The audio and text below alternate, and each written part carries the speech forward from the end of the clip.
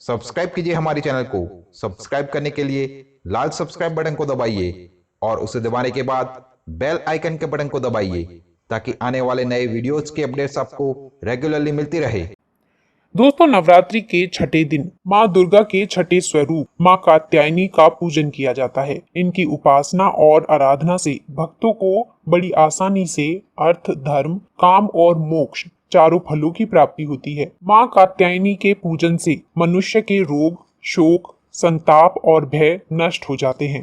दोस्तों, बात करते हैं माँ कात्यायनी की व्रत कथा के बारे में। एक पौराणिक कथा के अनुसार कात्य गोत्र में विश्व प्रसिद्ध महर्षि कात्यायन ने भगवती पराम्बा की उपासना की और कठिन तपस्या की। इनकी इच्छा थी कि इन्हें एक पुत्री हो। माँ भगवती ने उनके घर पुत्री के रूप में जन्म लिया, इसलिए यह देवी कात्यायनी कहलाई। इनका गुण शोध कार्य है, इसलिए इस वैज्ञानिक गुण में कात्यायनी का महत्व सर्वाधिक हो जाता है। इनकी कृपा से ही सारे कार्य पूरे हो जाते हैं। भगवान कृष्ण को पति रूप में पाने के लिए ब्रज की गोपियों ने इन्हीं की पूजा की थी। यह पूजा कालिंदी यमुना के तट पर की गई थी। इनका स्वरूप अत्यंत भव्य और दिव्य है। ये स्वर्ण के समान चमकीली और भास्वर हैं। इनकी 4 भुजाएं हैं। दाईं तरफ का ऊपर वाला हाथ अभय मुद्रा में है और नीचे वाला हाथ वर मुद्रा में।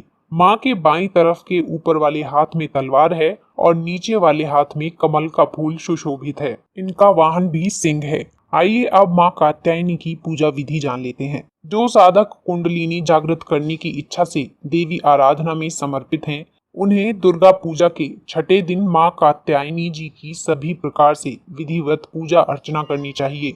फिर मन को आज्ञा चक्र में स्थापित करने हेतु माँ का आशीर्वाद लेना चाहिए और साधना में बैठना चाहिए। माँ कात्यायनी की भक्ति से मनुष्य को अर्थ, कर्म, काम और मोक्ष की प्राप्ति होती है। दुर्गा पूजा के छठे दिन सबसे पहले कलश और उसमें उपस्थित देवी देवता की पूजा करें। फिर माता के परिवार में शामिल सभी देवी देवताओं की पूजा करें जो देवी की प्रतिमा के दोनों तरफ विराजमान हैं। इनकी पूजा के पश्चात देवी कात्यायनी की पूजा की जाती है। पूजा की विधि शुरू करने पर हाथों में फूल लेकर देवी को प्रणाम करते हुए देवी के मंत्र का ध्यान करना चाहिए। नवरात्रि उत्सव के षष्ठी में उनकी पूजा की जाती है। उस दिन साधक का मन आज्ञा चक्र में स्थित होता है। योग साधना में इस आज्ञा चक्र का अत्यंत महत्वपूर्ण स्थान है। इस चक्र में स्थित मन वाला साधक माँ कात्यायनी के चरणों में अपना सर्वस्व निवेदित कर देता है। परिपूर्ण आत्मदान करने वाले ऐसे भक्तों को सहज भाव से माँ के दर्शन प्राप्त हो जाते हैं।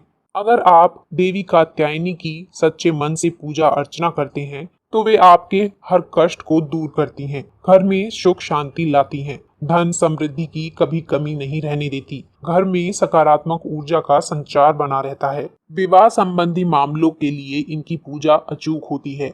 योग्य और मनचाहा पति इनकी इच्छा से प्राप्त होता है। कुंवारी कन्याओं को शीघ्र विवाह के लिए इनकी पूजा करनी चाहिए। अगर आपके विवाह में कोई बाधा आ रही है या आप किसी भी तरह से विवाह को लेकर परेशान हैं, तो आपको माँ कात्यायनी की पूजा अर्चना जरूर करनी चाहिए। मन चाहे विवाह या प्रेम विवाह के लिए भी इनकी उपासना की जाती है। वैवाहिक जीवन अच्छा चले, इसके लिए भी माता की पूजा करनी चाहिए। अगर आपकी कुंडली में कोई दोष है तो उसके लिए भी आपको माता की कृपा से योग्य वर की प्राप्ति होगी।